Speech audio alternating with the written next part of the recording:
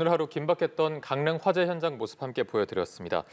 저희가 더 자세한 화재 상황 전문가와 함께 짚어보도록 하겠습니다. 함은구 한국열린사이버대 소방방재안전학과 교수 함께 짚어보도록 하겠습니다. 안녕하십니까? 어서 오세요.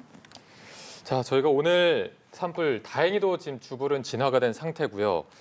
진화대원들의 정말 혼신의 노력이 있었겠지만 단비가 내리면서 또 이 부분에 진화에 도움이 된 부분이 있는 것 같습니다. 어떻게 보셨습니까? 네, 그렇습니다. 이번 비로 분명히 진화에 도움이 된 게 확실하고요. 네. 어떻게 보면 사실 그 산불 진화의 가장 큰 공인 이번 단비였다라고 판단이 듭니다. 네. 또 다행히 또 이 핵심 전력인 헬기가 투입이 되면서 주불 진화에 속도를 낼 수 있었던 걸로 보이는데요. 초반에는 양간지풍이라고 하죠. 강풍이 세게 불면서 헬기 투입이 좀 어려웠었죠. 네, 그렇습니다. 많이 알고 계신 것처럼 양양과 간성, 고성 지방에 부는 바람을 이제 양간지풍이라고 얘기를 하고 있는데요. 말씀하신 것처럼 이제 오전 상황 같은 경우에 초속 30m/s 이상이 되는 강한 강풍이 불었기 때문에 아마 이제 그 초반에 헬기 투입이 굉장히 어려웠던 상황이었고요. 실질적으로 이제 산불이 발생을 하면 산불이 발생한 곳으로 진입하는 것조차 굉장히 어렵고요. 그리고 이제 소방차가 들어갈 수 있는 진입로가 없다 보니까 사실 이제 물을 뿌릴 수 있는 상황이 아니거든요. 그래서 결국은 소방 헬기에 의한 주수 소화가 가장 효과적인 방법이라고 말씀드릴 수 있었는데 나중에라도 소방 헬기 진입을 통해서 상당 부분 진압에 도움이 됐다라고 보여집니다. 네. 저희가 앞서 이제 시청자 제보 영상을 통해서도 봤지만 바람이 굉장히 강하게 부는 모습이 보여서 지금은 주벌이 진화됐지만 앞으로의 화재 위험성은 어느 정도로 파악하면 되겠습니까?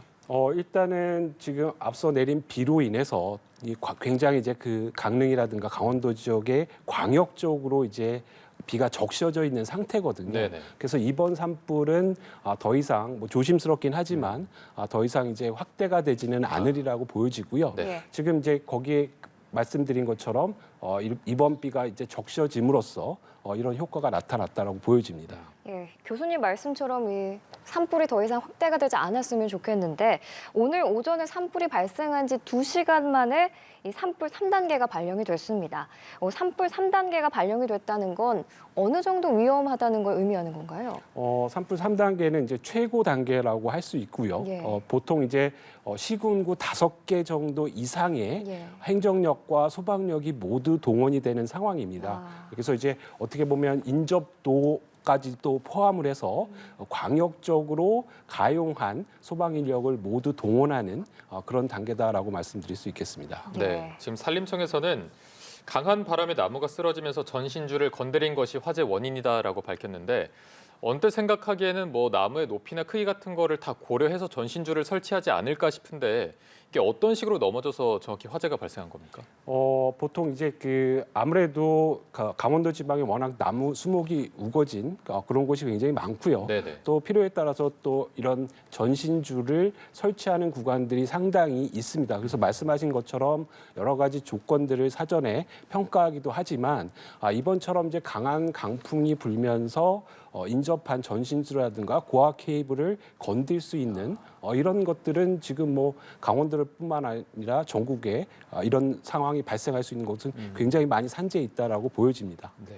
네, 또 아까 교수님께서 말씀을 해주신 것처럼 초속 30m 수준의 강한 바람이 불을 키웠다라고 말씀을 해주셨는데 이 양가지풍 위에도 불을 키운 다른 요인들은 어떤 것들이 있을까요? 네, 우선 화재가 발생하는 거에 가장 중요한 부분이 이제 점화원이 있고요. 점화원은 지금 말씀 주신 것처럼 이제 전신주가 전선 케이블을 건들고 여기에 의한 여러 가지 아크라든가 스파크에서 화재가 발생했다라고 보여지고요. 두 번째는 이제 가연물의 상태입니다. 지금 이제 연 100일 이상의 거의 이제 강수가 없는 상황에서 굉장히 건조한 이런 수목 상태를 보여주고 있거든요.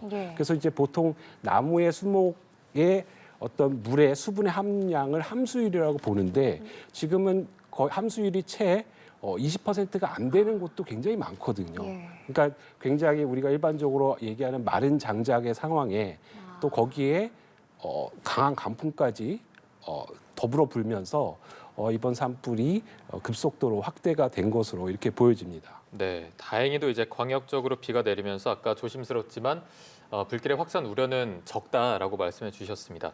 근데 내일까지도 굉장히 강한 강풍, 특히나 강원 영동 지역에는 110km 이상의 강풍이 예보돼 있기 때문에 이런 바람으로 인해서 조그만 불씨만 있어도 더 확산할 수 있는 상황 아니겠습니까? 네, 만약에 오늘 그 단비가 내리지 않았다라고 하면 지금 말씀하신 것처럼 안심할 수 없는 상황이라고 보여지는데요. 네. 어쨌든 어느 정도 이제 충분히 적실만한 이런 그 강수가 내린 것으로 이렇게 보여지고요. 많이 아시는 것처럼 나무에 물이 젖으면 실제로 불을 붙이려고 해도 굉장히 어려운 상황이거든요. 그래서 이번 산불은 조심스럽지만 뭐 강풍이 좀 분다 하더라도 좀 일단락이 되지 않을까 이렇게 보여집니다.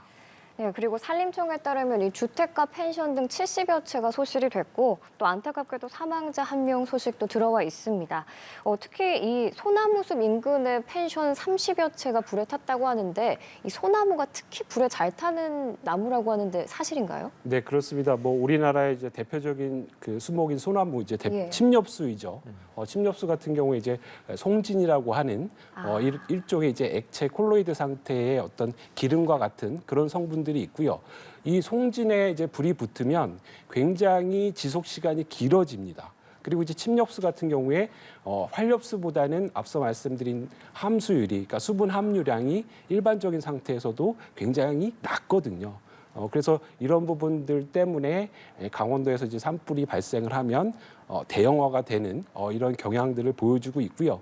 그리고 말씀하신 것처럼 이제 펜션이나 이런 부분들이 대부분 이런 그 수목이 우거진 이런 곳에 많이 그 설치가 되어 있기 때문에 네. 앞으로도 이제 이런 부분에 있어서 많은 피해가 발생할 가능성이 굉장히 높다라고 말씀드릴 수 있겠습니다. 네, 그러면 이 소나무가 화재를 키운 주요 요인 중 하나라고 볼 수도 있겠네요. 그렇죠. 그 요인이라는 입장에서 보면 뭐 사실은 많은 그 연구에서 우리가 이제 사선이라는 걸 구축을 해서 적어도 이제 소나무 군락지가 있고 거기에 일정 부분을 둘레를 통해서 활엽수를 일부러 이제 식재하는 이런 방법들도 나와 있거든요. 네. 근데 이제 많은 그 강원도 같은 경우는 아무래도 이제 소나무가 고유의 어떤 그 상징성이 있기 때문에 그런 부분들이 이제 많이 적용이 되고 있지는 않고 있습니다. 그래서 침엽수가 화재를 가속화시키고 그리고 피해를 크게 하는 것은 맞다라고 보여집니다. 네. 앞서 이제 이번에 있는 뭐 주택 피해도 있었기 때문에 수목이 우거진 곳에 있다 보니까 화재가 날 수밖에 없는데 건물 구조와 관련해서 어떤 뭐 드라이비트 공법이나 샌드위치 패널 이런 부분도 화재를 키우는 요인으로 작용했을까요?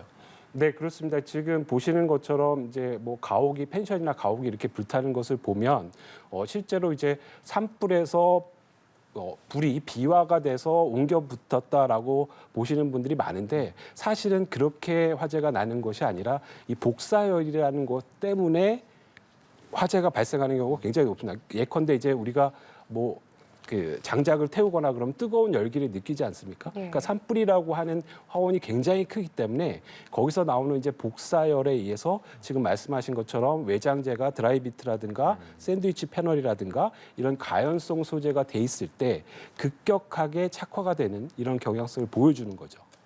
네, 다행히도 현재 주불이 좀 잡힌 상태긴 한데 위험 지역에 있는 주민들은 모두 대피를 하셨을 테고요. 그런데 혹시라도 또 이렇게 산불이 발생을 한다면 그 주변에 있는 분들이 어떤 식으로 대피를 해야 할까요? 네, 우선 그 신속하게 뭐 대피하는 거는 맞고요. 근데 예. 이제 대피를 하시기 전에 보통 이제 가정에서 뭐 가스통도 있을 수 있고요. 여러 가지 인화 물질들이 굉장히 많습니다. 뭐 석유류를 보관하시는 경우에 따라서는 그런 창고들도 있을 거고요. 그래서 만약에 이제 아주 급박한 상황이 아니라고 한다면 그런 위험 물질들을 좀 제거하거나 예. 아니면 좀 안전한 장소로 옮겨두고 탈출을 하시는 것이 좋은 방법이라고 할 수 있겠습니다. 예. 네.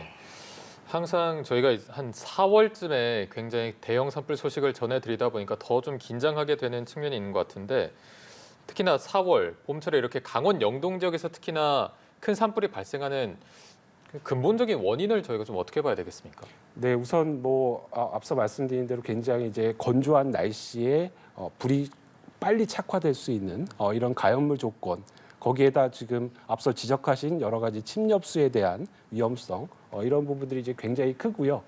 그리고 이제 아무래도 이 점화원이 가까이 있습니다. 그러니까 무슨 말씀이냐면 아까 그 펜션이라든가 여러 가지 민가 말씀드렸지만 산속 안에 여러 가지 그 점화원으로 할 수 있는 이런 요인들이 굉장히 강원도 지방에 산재하고 있다라는 네. 거죠. 그래서 이런 곳에서 어떤 그 여러 가지 부주의 상황이라든가 지금처럼 뭐 정기적인 원인에 의해서 화재가 전이되는 이런 부분들이 아무래도 좀 강원도가 불리하다라고 보여집니다. 네. 네, 그런데 이렇게 강원 영동 지역뿐만 아니라 올해 들어서 정말 산불 소식으로 가득했거든요. 3월 말까지 산불 발생 건수가 376건으로 집계가 됐습니다. 네. 아무리 불이 잘 난다는 봄철이라고 하지만 이렇게나 올해 들어서 불이 많이 나는 이유가 어디에 있다고 보십니까? 네, 그 뭐 진짜 봄철에 우리나라에 굉장히 건조하다라는 거는 알려져 있지만 네. 올해 특히 더 건조한 것으로 이렇게 지금 보여지고요. 특히 이제 뭐 앞서 말씀하신 것처럼 이제 뭐 강원도 지역뿐만 아니라 얼마 전에 뭐 대전이라든가 충남 홍성에서도 예. 산불이 발생을 했거든요.